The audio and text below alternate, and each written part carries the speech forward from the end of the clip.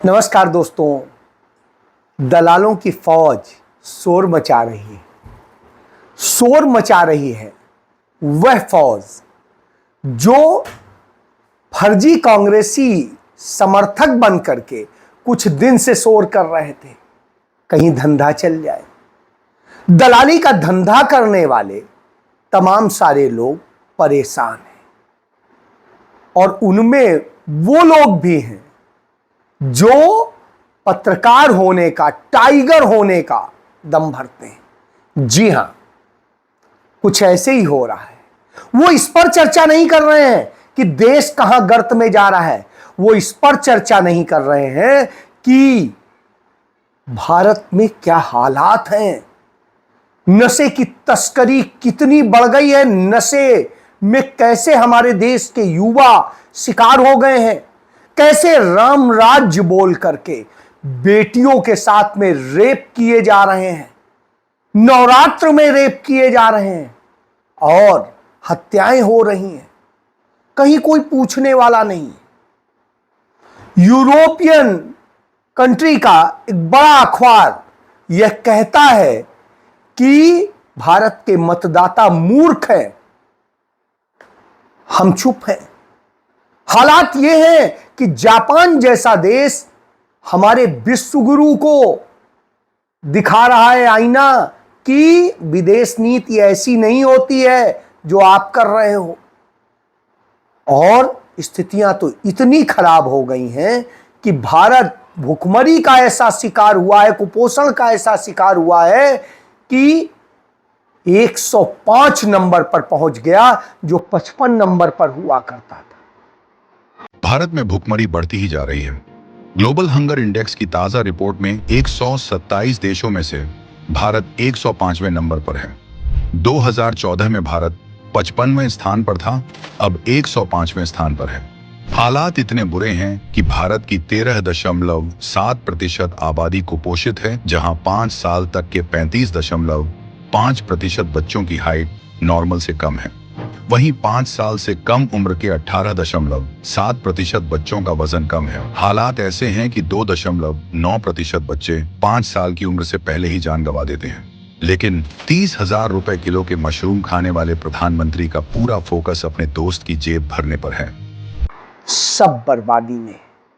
क्यों? क्योंकि मतदाता मूर्ख है और जो मतदाताओं को बताने वाले लोग हैं वो दलाली का धंधा करते हैं। वो जब उनकी दलाली नहीं गलती तो व्यक्तिगत आरोप लगाते हैं, ऐसे आरोप लगाते हैं जो अपने आप में कुकर्म है। जी हां, यही स्थिति है। इसका जिक्र कर रहा हूं कि हरियाणा में कांग्रेस पार्टी चुनाव हार गई। सबको पता है चुनाव क्यों हारी, इसको लेकर समीक्षा चल रही है। कुछ चीजें सामने आ गई हैं, कुछ और सामने आएंगी। सबसे बड़ी चीज यह है कि 22,907 वोट यदि कांग्रेस को और मिल जाते तो हरियाणा में कांग्रेस की सरकार होती। 22,907 वोट। कांग्रेस से जिन्होंने ऑफिशियली टिकट के लिए आवेदन किया था वो 2,500 से अधिक लोग थे। और 2,500 लोग यदि 100 वोट वाला भी एक व्यक्ति होता जो लड़ने की बात कर रहा था, विधायक बनने की बात कर रहा था, तो उस औसत में 25,000 वोट बनते, वही जीता देते। लेकिन आइडिया ऑफ इंडिया के साथ खड़े कितने लोग होते हैं? किसी को लगता है गलत टिकट दे दिया गया, किसी को कुछ और लगता है, और ये सब लगता है, और इस कारण वो आइडिया ऑफ इंडिया को हराने के लिए खड़े हो जाते हैं। वो खड़े हो जाते हैं देश को बचाने वालों के खिलाफ, वो खड़े हो जाते हैं किसानों के खिलाफ, वो खड़े हो जाते हैं उन बेटियों के खिलाफ जो शिकार हैं यौन हिंसा का, और वो खड़े हो जाते हैं ड्रग माफिया के साथ, वो खड़े हो जाते हैं पूंजीवादियों के साथ, और वो खड़े हो जाते हैं शोषकों के साथ। जी हां, और फिर शोषकों की सरकार बन जाती है। इसीलिए शायद यूरोपियन अखबार कहता है कि भारत का मतदाता मूर्ख है, कि वो यह जानते हुए भी कि ये वोट कटुआ है ये असल में आइडिया ऑफ इंडिया नहीं है, फिर भी उसे वोट दे देता है। यही तो हुआ है हरियाणा में। कांग्रेस से भी ऐसे लोग खड़े हुए और ऐसे ही लोग खड़े हुए आम आदमी पार्टी के टिकट पे, ऐसे ही लोग खड़े हुए इनेलो से, बीएसपी से, और ऐसे ही लोग खड़े हुए दूसरे और तरह, जिन्होंने आइडिया ऑफ इंडिया का कत्ल कर दिया। जी हां, यही हुआ है। टिकट दिया गया, क्यों दिया गया, उसके पीछे वजह क्या थी, ये सब बहुत सारी चीजें होती है और ये ओपन डिस्कशन होता है। ये नहीं है कांग्रेस में बीजेपी की तरह कि साहब ने बैठ के फैसला कर दिया। वहां फैसला पूरी कमेटी के सामने होता है, गुरदोष पर होता है कि आप हो सकता है बहुत जिताऊ हो, लेकिन असल में आपने पिछले 5 सालों तक कांग्रेस की अंदर अंदर काटी हो और आप भागने की फिराक में रहे हो, आपको मौका ना मिला हो। आप वो हो जो गद्दारी करने के आपने तमाम काम किए हो। तो बहुत सी वजह है, इसलिए उन पे अभी चर्चा नहीं करूंगा, वक्त नहीं जाया करूंगा। तो एक दलाल पत्रकार है जो खुद को टाइगर कहता है, स्वयंभू टाइगर, और टाइगर कहला करके वो क्या बोलता है कि लड़कियों को अपनी, वो जिस लड़की महिला के बारे में आप इस तरह की बातें कहते हैं, वो भी किसी की पत्नी होगी, किसी की बेटी होगी, किसी की मां होगी, किसी की बहू होगी, और उसको जब आप लांछित करते हैं बगैर किसी ऐसे एविडेंस के, तो निश्चित रूप से, और एविडेंस भी हो, तो आप किसी को लांछित नहीं कर सकते, लेकिन आप करके हमला बोलते हैं और केसी वेणुगोपाल को कटघरे में खड़ा करते हैं। आप क्या जानते हैं कि केसी वेणुगोपाल का काम क्या है? उनका काम हर गली मोहल्ले में संगठन तैयार करना नहीं है, उनका राष्ट्रीय स्तर पर संगठन को रूप देना है। उसके बाद में हर राज्य का काम है कि वो अपने यहां संगठन जिला स्तर तक, ब्लॉक स्तर तक और बूथ स्तर तक मेंटेन करे, ना कि राष्ट्रीय संगठन मंत्री का काम। वो राज्य के और वहां के स्तर के लोगों के अपॉइंटमेंट कर देता है, उसके बाद आगे के काम उन्हें करने होते हैं। तो पहले तो यह जान लीजिए। फिर उसका दूसरा काम होता है, जिन पार्टियों के साथ संगठन को जोड़ना है उनके साथ किस तरीके से तालमेल होना है, बातें होनी है, शर्तें होनी है, उस पर वो काम करता है। वो काम करता है कि कैसे राष्ट्रीय अध्यक्ष और पूर्व अध्यक्षों और नेता प्रतिपक्ष और सबके साथ मिलकर के एक कोऑर्डिनेशन बनाना है, वो ये काम करता है। तो केसी वेणुगोपाल ईमानदारी से वो काम करते हैं और वो दलालों की दाल नहीं गलने देते। इससे दलाल जो है उनसे बहुत परेशान रहते हैं, क्योंकि वो सीधा सपाट केरल का एक सच्चा पढ़ा लिखा व्यक्ति है और निस्वार्थ है। राहुल गांधी ने एक बार कह दिया कि यह सीट हम अपने सहयोगी दल को देने जा रहे हैं, तो उसने 1 सेकंड नहीं लगाया और सिटिंग जहां से वो लोकसभा सदस्य था इस्तीफा दे देता है। बहरहाल कांग्रेस बाद में उसे राज्यसभा भेजती, लेकिन फिर जब कांग्रेस कहती उसी सीट से तुम्हें फिर लड़ना है, तो फिर वो राज्यसभा छोड़ के वहां लड़ने चला जाता है। आप सोचिए, वो वफादारी होती है, वह ईमानदारी होती है, संगठन आइडिया ऑफ इंडिया के लिए समर्पण होता है। उसने कहा रहने दीजिए, मुझे सदस्य मत बनाइए, यह सोच होती है। इसलिए केसी वेणुगोपाल सबसे ज्यादा जरूरी है, इसलिए तमाम सारे दलालों को वो अच्छे नहीं लगते, तो वो उन पर चारित्रिक हमले करते हैं, यह एक सत्य है। और जहां करना चाहिए उन्हें हमले, वहां नहीं करेंगे। वो सवाल नहीं करते हैं कि क्या हो रहा है हिंदुस्तान के अंदर।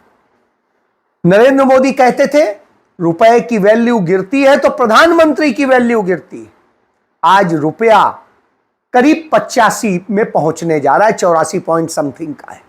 ये ऐसे नहीं होता मित्रों, मैं शासन में बैठा हूं, मुझे मालूम है इस प्रकार से रुपया इतनी तेजी से गिर नहीं सकता। अरे मोदी जी, तो कैसे गिरता है रुपया? और उन्हें 56 रुपया में मिला था। जिस दिन उन्होंने शपथ ली थी उस दिन 58 में था। यानी कितना उन्होंने बढ़ा दिया, कितनी गर्त में गिरा दिया। लेकिन कोई पूछ रहा है क्या? उस पर सवाल करिए, सवाल कीजिए कि कैसे इस देश को उन्होंने इतना बर्बाद किया है।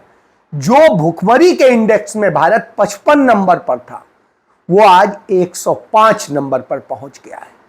भारत के बच्चे कुपोषित हैं और न जाने क्या क्या है। बावजूद इसके कोई इस पर सवाल नहीं, कोई जवाब नहीं। जो हालात हैं वो दुखद है। तो ऐसी स्थिति में उस पर सवाल करने चाहिए, वो नहीं करेंगे। वो इस पर सवाल नहीं करेंगे कि इस देश की अदालतें खत्म हो गई हो, इस देश में कानून का राज खत्म हो गया हो और अब जंगल राज नहीं, शहर राज हो गया हो। गुजरात के एक शहर में अदालत लगा दी गई सड़क पर, कहते हैं कथित रूप से जनता अदालत। पुलिस खड़ी थी, सबके सामने सरेआम कानून को तोड़वाया जा रहा था, पीटा जा रहा था एक समुदाय के लोगों को और भारत माता की जय बोला जा रहा था।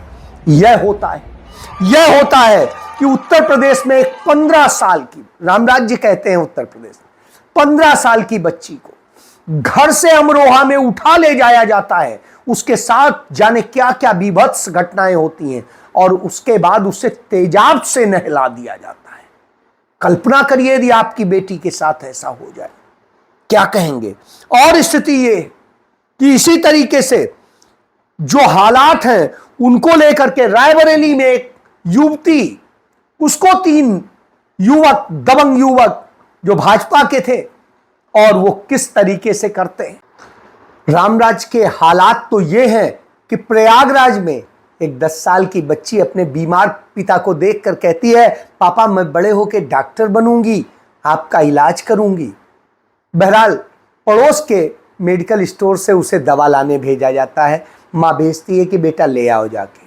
वो जाती है और वहीं उसको कुछ लोग उठा लेते हैं, गैंग रेप करते हैं और फिर कुचल के मार डालते हैं 10 साल की बच्ची को। अब आज सोचिए क्या हो रहा है। रायबरेली में एक युवती अपने, उससे लड़की जा रही होती है काम से और उसे उठा लेते हैं 3 लड़के और उसके बाद उसके साथ गैंग रेप करते हैं और न जाने क्या क्या। यहां वो कहते हैं दबंगई से कि हां जो करना हो कर लेना, हम भाजपा से हैं। यह स्थिति है। इसी तरीके से लखीमपुर खीरी का विधायक है सदर का योगेश वर्मा, उसको अभी वहां के बार एसोसिएशन के अध्यक्ष ने थप्पड़ मारे थे और अब उसी की पदाधिकारी पुष्पा सिंह बता रही हैं कि कैसे वो शराब पी के नशे में धुत रहता है और उसके बाद में लड़कियों महिलाओं से छेड़छाड़ करता है। अब ऐसे लोगों को यदि आप वोट देते हैं, ऐसे लोगों को जिताते हैं, तो निश्चित रूप से इससे ज्यादा घिनौनी बात क्या होगी। और इसीलिए वो कहते हैं कि आप मूर्ख हैं। अमेठी में दबंग जो है घुसते हैं, एक पूर्व ग्राम प्रधान को गोलियों से भून देते हैं, पीटते हैं, मारते हैं, मार डालते हैं और उसके बाद कहते हैं हाँ जो करना हो कर लेना। और वो भाजपा का जो विधायक है उसके सबसे खास कारिंदे होते हैं। तो साहब यह स्थिति है। तो जब यह स्थितियां हो, जनता की अदालत लगाई जा रही हो, कहां? गुजरात मॉडल, और उसमें दूसरे समुदाय के लोगों को किस तरीके से मारा जाता है, क्या क्या किया जाता है, इससे आप समझ सकते हैं। अग्निवीरों, भविष्य युवाओं का बर्बाद किया गया है। अग्निवीर बना करके सही ट्रेनिंग नहीं दी जा रही, इस बात को तमाम सैन्य अफसरों ने उठाया है। तो उसका असर यह होता है कि नासिक में प्रैक्टिस कर रहे होते हैं और वहीं उनसे गोला फट जाता है और 2 अग्निवीर मर जाते हैं। यह हो रहा है तो मौत के मुंह में ढकेलने का काम आपने किया है। क्यों? ऐसे लोगों को आपने जिताया है, इसीलिए वो हो रहा है। और बुलंदशहर में एक सैनिक अपने घर छुट्टी पे आया था, घर पे था, उसको घुस के गोलियों से मारते हैं और लड़के अपना नाम भी बताते हैं और कहते हैं हम भाजपा के हैं, जो करना हो कर लेना। उन्नाव में भ्रष्टाचार का मॉडल दिखता है, वहां पर एक फर्जी बिल भेज दिया जाता है, बार बार भेजा जाता है और तमाम रिश्वतखोरी होती है, तमाम मैनेज होता है, बेचारे को लाखों का बिल देख करके लड़का अंत में आत्महत्या कर लेता है। क्या भविष्य होता? उसके घर में 2 बल्ब जलते थे, 2 पंखे चलते थे, बिल आ रहा है 1.25 लाख रुपए का। यह स्थिति है। तो जब यह स्थिति हो रही हो तो आप समझ सकते हैं कि कैसे इसके बाद में जैसे लगातार हो रहा है, तो ये घटनाएं ही ऐसी हैं जो बताती हैं कि दुनिया में सबसे मूर्ख मतदाता भारत में रहते हैं। यह बात यूरोपियन टाइम्स कहता है। और जब यह बात यूरोपियन टाइम्स बार बार कहता है तो उसके पीछे वजह है, क्योंकि हम जिसे विश्व गुरु कहते हैं उसकी दशा यह हो गई है कि अब जापान उसे कह रहा है कि अपनी फॉरेन पॉलिसी को समझो, तुम्हारी फॉरेन पॉलिसी के कारण यह गर्त में जा रहा है। यह हालत है तो देश गर्त में जा रहा है, बेटियां गर्त में जा रही हैं, शिक्षा गर्त में जा रही है, आप अग्निवीर बन रहे हैं और फिर उसके बाद में वोट कर रहे हैं। ड्रग की तस्करी पूरे देश में बीजेपी के लोग कर रहे हैं। मध्य प्रदेश में अभी पकड़ा गया, रीवा में अभी वहां के विधायक ने लिखा कि कैसे वो है। नरेंद्र मोदी सरकार ने खुद संसद में जवाब दिया कि 40 करोड़ लोग भारत में ड्रग एडिक्ट्स कहां से हो गए, कहां से आ रही, किसका काम है रोकना। और जो गुजरात में अडानी के मुंद्रा पोर्ट से आ रही है, इसके लिए कौन जिम्मेदार है? तो ये सारी वजहें हैं और इसी कारण से देश के युवाओं की रगों में भरा जा रहा है नशा, और वो नशा दे करके फिर भी आप वोट उन्हें देंगे क्योंकि आप मूर्ख मतदाता हैं। हालत यह है जब रोज रोज ये स्थिति हो रही हो, फिर आप कहेंगे ऐसे नहीं वैसे, तब आप बात करेंगे हरियाणा में हार गए, यहां ये हो गया। अरे चर्चा इस पे कीजिए, संवेदना से कीजिए, महिलाओं की आबरू पे बात कीजिए कैसे स्वस्थ व्यवस्था बने। आप तो यहां केसी वेणुगोपाल के पीछे पड़े, कहीं किसी के पड़े। इससे ज्यादा शर्मनाक स्थिति नहीं हो सकती। ऐसे दलाल पत्रकार पहले जिस तरीके से खुद को पेश करते हैं कि वो टाइगर है, असल में वो टाइगर नहीं है, वो दलाली का धंधा करते हैं। वो नितिन गडकरी की दलाली करते हैं, वो अंबानी की दलाली करते हैं और लाइजन का ही उनका धंधा है। उनकी बीवी खुद क्या करती है, बेटियां क्या करती हैं, इस पर बात नहीं करती। बहरहाल मैं किसी को लांछित नहीं करता, लेकिन इतना जरूर कह रहा हूं कि इस तरह की बातें करने वालों को हमें ही बताना होगा। ऐसे गंदे लोगों को हमें ही अपने मत के जरिए भगाना होगा, तब व्यवस्था सुधरेगी, ना कि ऐसे सुधरेगी कि साहब इनको वोट देके आप सरकार में बिठाएंगे। तो फैसला आपको करना है और आप जो कर रहे हैं, अभी तक जो किया है, उसके आधार पे तो यही कह सकते हैं कि भारत का मतदाता दुनिया में सबसे मूर्ख है। और यह बात यूरोपियन टाइम्स ने यूं ही नहीं कही है। जय